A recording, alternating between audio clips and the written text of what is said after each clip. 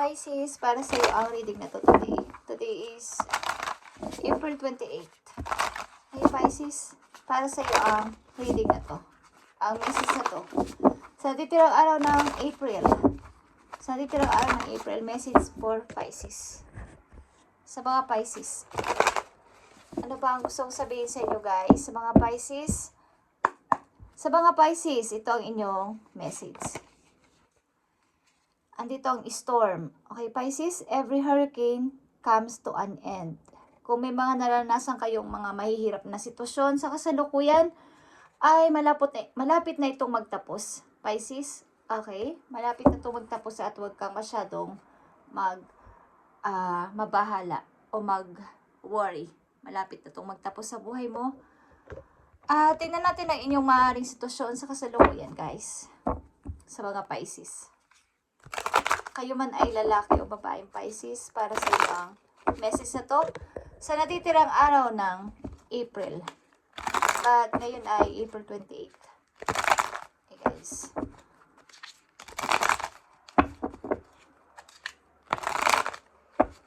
Ang inyong maaaring sitwasyon sa mga Pisces, I need message for Pisces please. I need message for Pisces.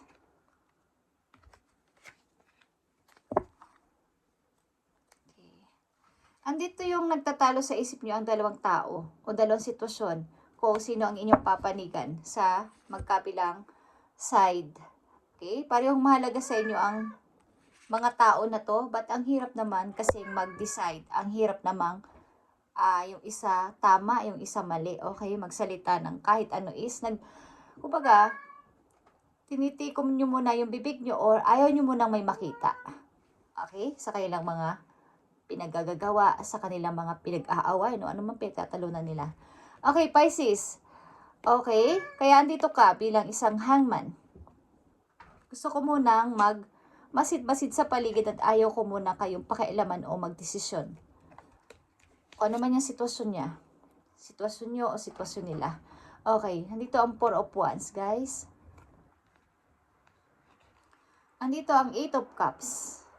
At nandito din ang 3 of Wands. Okay. Maaaring ikaw ay kasal, ang ilan sa inyong Pisces nandito, at kumbaga itong kasal na ito ay hindi naging maayos. May umalis sa iyong feeling o may umalis o mayroon kang iniwan o may nang iwan sa iyo, aliman dyan, Pisces. But, andito yung paghihintay. Okay? Paghihintay na hindi ko masasabing sa wala o meron, sapagkat naghihintay ka pa din. Okay? Kung may message, kung may mga sign na paparating about dito sa pag-ibig na to. Okay? O sa sitwasyon na to. Pero, maybe meron kang pinagpipilian na dalawang person sa buhay mo. But, meron kang hinihintay. Something message galing sa isang tao na malayo. Matagal mo tong hinihintay. Okay? Matagal mo nang hinihintay o matagal mong hinihintay. At ayaw pa din, parang walang dumarating.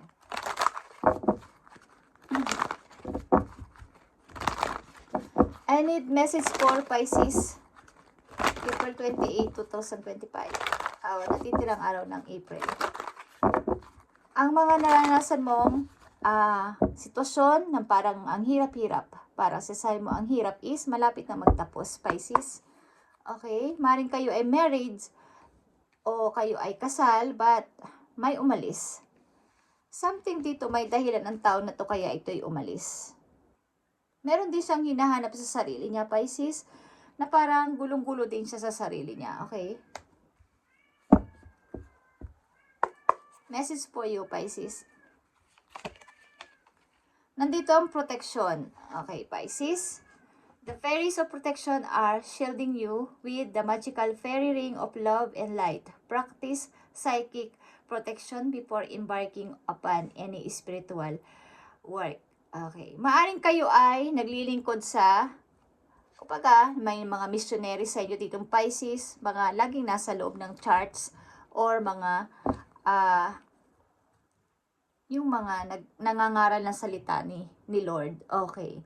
So, bago kayo kung ano yung mga ginagawa sa simbahan, pagtitipon-tipon, is maghingi muna kayo ng proteksyon kay God sa inyong mga gabay bago nyo gawin ang inyong pagbibigay ng payo sa ibang tao.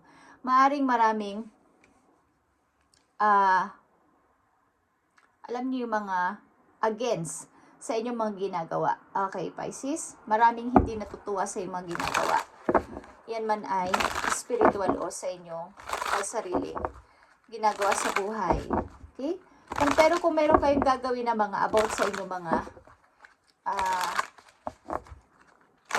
may kinalaman sa pagbibigay ng payo sa ibang tao, lalo na sa spiritual na aspeto is, manghingi muna kayo ng guide sa heaven at okay, kayo ay tahimik lang. Sa kasalukuyan, meron kayong iniisip. Maybe lang sa inyo ay iniisip ang inyong nandito na kayo sa edad na hindi na rin kayo bata. Papunta na doon sa pagtanda. So, nag-iisip-isip kayo kung mag-iisa na lang ba ako hanggang pagtanda ako. Ano ba ang mangyayari sa akin pagtanda ako, okay? Para sa mga Pisces na dito sa reading, I need message for Pisces. 3 messages dito for Pisces. Okay, guys. 4 of Pentacles is here. Medyo parang nahihirapan nga kayo sa money. O nagigipit. Parang alam niyo yung hindi tumataas. Andun lang palagi. Parang kung alam niyo yung kasabihan na kung hindi ako magtatrabaho is walang income. Isang kahig, isang tuka. Okay? Kung hindi ako mag-work, wala akong kakainin. Wala akong gagastusin. Wala akong pambayad sa mga bills. Ganon ang sitwasyon ng ilang Pisces dito. Okay? Tingnan natin to. Message sa inyo. Knight of Pentacles is here. Okay? Nangangailangan siguro na kailangan kayo magbalak o magplano na mag-isip-isip na maghanap ng work o mas magandang work o maglipat ng work. Okay? So, about ito sa inyong financial. At nandito ang King of Wands. Isa din itong tao na, pero ito ay Leo and Aries. Okay? Nandito rin ang Capricorn. Okay, guys. Isa itong tao na entrepreneur o kaya isang parang businessman o businesswoman. Okay? Kung may kadiling kayong ganito o dapat kayong maging ganito. Ay, Pisces, magkaroon ng sariling, kung hindi man kayo makahanap ng trabaho, mag-isip kayo ng papaano ako kikita ng money o mapapataas ang aking kaperahan. Nandito ang 4 of Cups. Something na mga pagdududa at paghihintay. Pagdududa sa mga, sa inyong nararamdaman. Okay. Maaaring may kinalaman dito ang nakaraan ninyo o paghihintay sa effort ng isang tao. Guys, sa effort ng isang tao na maaaring lumisan sa inyong buhay o umalis sa inyong buhay. Naghihintay kayo ng, ito pa ba ay mayroong kahihinatnan? Ito paghihintay ko. Ano ba ang mangyayari dito? Okay guys, Pisces. Tingnan natin itong pag-ibig na to. Bilang isang King of Wands is maaring sa behind ng inyong back ng inyong mind is iniisip nyo ang tao na to, ang inyong mga pinagsamahan at ang inyong kung mayroon na to kasama sa buhay or kayo pa ba ang nasa isip niya. Maaring ang person na to ay kahit magkalayo na kayo meron pa rito halaga sa buhay mo. Naghihintay ka ng effort mula sa tao na to o naghihintay ka ng message galing sa tao na to. Pisces. Okay, Pisces. I need message dito. Ito man ay asawa mo, nag-iasawa mo o karelasyon mo pa lang. Love your shadow. Accept and work with the flows in yourself so you can learn to accept others as they are. Okay. Kung ikaw ay nagkamali sa iyong sarili, lalo na sa larangan ng pag-ibig guys, i-accept mo na meron kang pagkakamali kaya sa umalis or bakit kami nagkahiwalay o bakit naging ganito ang relasyon namin. Okay? Para yung kung ano man ang kailang naging dahilan o kanyang naging dahilan sa inyo ay ma-accept nyo at mapalaya nyo rin ang sarili nyo sa nangyari na to sapagkat nandito ka pa din sa pagda-doubt. Ako ba ay maghihintay pa dito? Mag-i-stay pa ba ako dito? Or magpo-forward na ako ng tuloy-tuloy? Okay, Pisces? So, hindi ka pa tuluyang makapag isip-isip na makapag-forward talaga ng tuloy-tuloy. May paghihintay dito, Pisces. Dapat ka sigurong kumilos, lalo sa larangan ng iyong pera, na makapag-isip para tumaas ang inyong kikitain pa o magiging ipon, Pisces. I need message pa dito para sa mga Pisces. Nihintay mo ang tao na lumayo sa'yo. Kung may gagawin pang effort. Okay, pinaglalabanan mo ang mga parang multo ng nakaraan. Pinaglalabanan mo, huwag nang bumalik sa isip mo, pero pabalik-balik pa din. Sa mga Pisces na nandito, okay guys, 5 of Pentacles is here. May mga paghihirap talaga sa money, struggle sa money dito. Maaari din na mayroon ka namang dapat hinga ng tulong or pwede namang pumunta doon sa bahay na yon o sa tao na yon para ako ay matulungan. But tinitiis mo na lang o tiniis mo na lang na magsikap para sa iyong kapirahan. Okay, Pisces. Page of Wands is here. Okay. Maaari talaga tong isang relasyon na immature, hindi pa mature ang inyong mga pag-iisip, kaya nagkaroon ng ganitong paghihiwalayan o talikod mo na sa isa't isa. Parang maghiwalay muna tayo. Because hindi natin alam ang pareho nating gusto sa buhay. Okay? Yeah. 6 of Swords. May lumayo dito talaga, guys. Lumipat ng ibang lugar, relocation, something. Okay. Pisces. Titignan natin at sisilipin natin ang inyong career, guys. Nandito kayo sa paghihintay pa din o hindi nyo alam kung hihintayin nyo pa ba o magpo-forward na talaga ako ng tuloy-tuloy. But ito nakikita ko dito guys ay kayo ay gumawa ng paraan para sa inyong pag-unlad sa kaperahan. Okay, para sa mga Pisces, ibigay mo ang tamang message sa kanila, lalo sa kailang career and finances. Thank you. Nandito ang mechanic.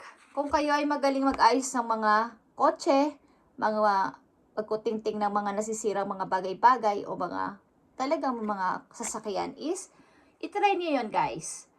Consider a career as a mechanic and automotive, okay, aerospace, or repair technician. Kung kayo may mga kayang gawin na yung pag-fix na mga ganitong nasirang bagay o gamit sa bahay, pwede nyo tong gawing part-time, something na yun ang pagpapasimula ng paglago pa ng inyong money.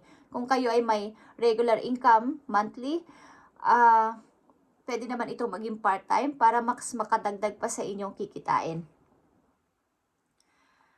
Okay, mend what needs mending. It might be broken, but all is not lost. Katulad din ito ng pag-fix nyo sa iyo sarili. Okay. Yung, nasira yung gamit ng ibang tao, ng mga kapitbahay ninyo. 'Di ba? Kung ikaw ay marunong mag-fix, kaya mo naman silang i-fix yung mga gamit na yun. Kaya mong ayusin. At ibalik ulit sa pag-andar. Pero naiisip mo minsan, bakit yung iba napapayuhan ko? Bakit yung iba nagagawan ko ng paraan o solusyon ng kailang mga problema? But sa sarili ko, hindi ko naman ma-fix ang sarili ko. Walang nababago sa sarili ko, okay? Kumbaga, ma-fix mo yung finances mo easily, but some sacrifice may be required. Siguro yung sacrifice na kailangan mong gawin ay yung pag-alis. Okay? Pag-iwan mo sa iyong mahal sa buhay na matagal nyo nang kasama sa bahay para lang lumipat na ibang place, maybe magtrabaho, lumipat na ibang company. May mga something sacrifices. Okay? Na kailangan gawin dito at nandito din ang hangman. Ito ay sacrifice. Kailangan mo may iwan na taong mahal mo para sa iyong ikakaunlad sa money. Pisces, mga taong mahalaga sa buhay mo. Maaaring kayo ay mga Pisces na nandito, lalo na kung lalaki kayong Pisces ay nababagay kayo sa yung mga automotive, pagre-repair, parang technician kayo na gawain or trabaho o magiging part-time nyo o sakasakali o gagawin yung negosyo ito, magpapatayo kayo ng isang parang repair shop, something, o yung mga may kinalaman sa kotse. Okay, parts ng kotse na kaya nyong ayusin. Okay, may mga ganyan na klaseng negosyo guys. Kung gusto nyo lang itry. Okay, Pisces, yan ang fit sa inyo na trabaho. Guys, at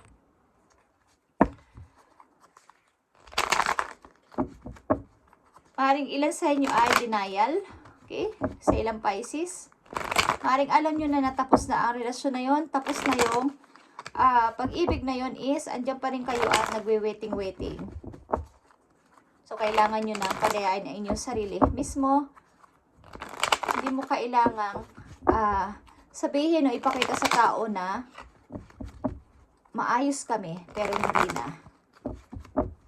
Okay, Pisces, ito ang message sa inyo na inyong mga guardian angel.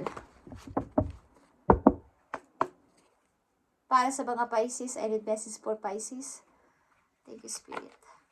Okay, Pisces. Andito ang intuition and insight. Katulad ito ng the High Priestess. Okay? Yung pakikinig mo sa iyong sarili. Pakikinig mo sa iyong kaba. Your intuitive abilities are very accurate right now. Kumbaga, yung mga kaba nyo, mga naiisip nyo, mga nararamdaman nyo, mga paplanuhin nyo, sa panahon ngayon sa inyong kasalukuyan ay accurate. Pag yun ang inyong naramdaman, yun ang magkakatotoo. Guys, yun ang dapat nyo sundin.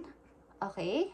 So you can trust your guidance to lead you in the right direction. Follow your own insights over the advice of others.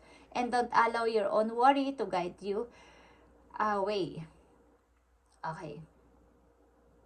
Maybe best to keep your secret to yourself for now. Kung may mga gagawin man kayo sa buhay, sa kasalukuyan at mga paplanuhin, something na katulad ito ng High Priestess, maging masikreto muna kayo sa inyong mga nararamdaman sa kasalukuyan, Pisces, sa mga gustong gawin at planuhin.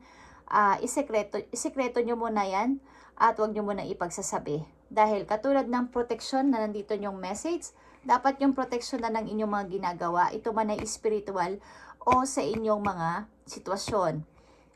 Bago kayo gumawa ng kahit anong klaseng pagtitipon-tipon, pagdarasal dapat uunahin at humingi ng protection doon sa taas. Maaaring ang mga Pisces na nandito ay sinusubok ng kapalaran o sinusubok ng mga against kay God. Baga, kayo ay missionary, ilan sa inyo na nandito, at sinusubok ang inyong kakayanan kung kayo ay mananatiling nananampalataya kay God. Okay, sa mga Pisces na nandito ay may sumusubok sa inyo na hindi nyo nakikita. Okay, so kaya kayo nakakaranas ng mga kakaibang klaseng ganito na problema. Kayo siguro ay malapit na malapit sa charts or hindi naman sa charts, kumbaga sa Lord. Malapit kayo palagi, lagi kayong nandoon. Pag sinasabing mayroong pupuntahan, mayroong papasyalan para bahagi na ng salita ni Lord, is lagi kayong present. Okay? Tingnan natin ang mga message dito, guys, para sa inyo. Last message para sa inyo, sa mga Pisces.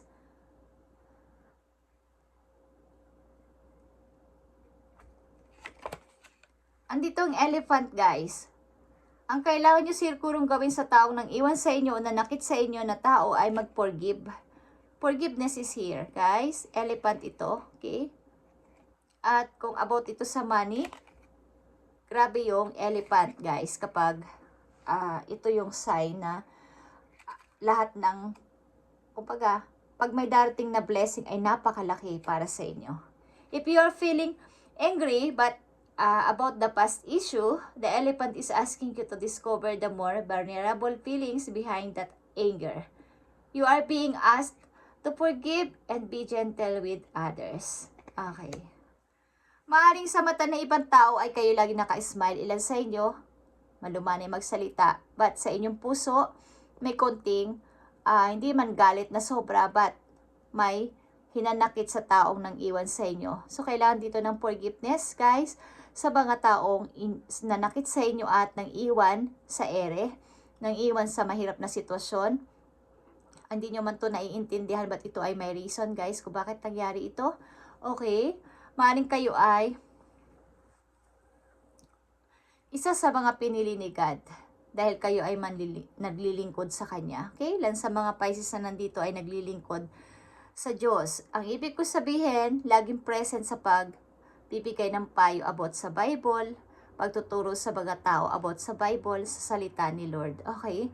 Thank you and God bless, Pisces, at kayo ay mag-ingat palagi at humingi ng proteksyon na gagawin ninyong pagtitipon-tipon, ano man yung pagtitipon-tipon yun na may kinalaman sa pangalan ni Jesus, ay kayo ay humingi ng proteksyon.